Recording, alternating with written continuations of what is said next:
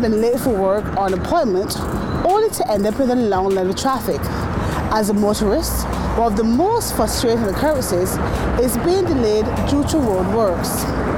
We here at the Ministry of Transport, Works and Maintenance are cognizant of this and have been working on reducing these inconveniences.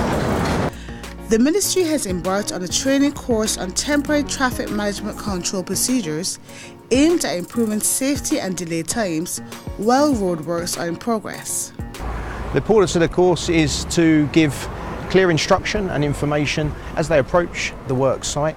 As they get to the work site, obviously, as you can see, there's clear instruction for them to go through and past the work site, making it safer for both the MTW employees and members of the public.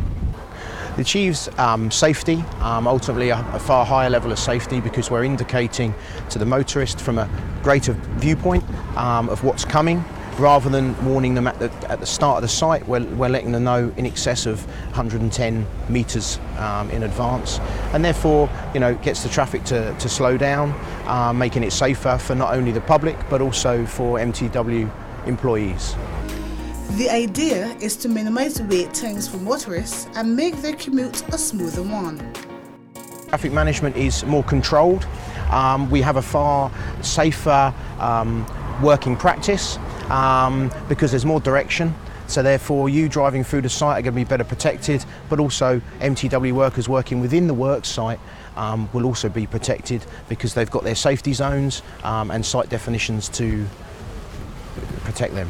Section Leader in the Ministry of Transport, Works and Maintenance, responsible for traffic control signs and road markings, Kirk Marshall, believes the course has been timely and will be beneficial to the Ministry.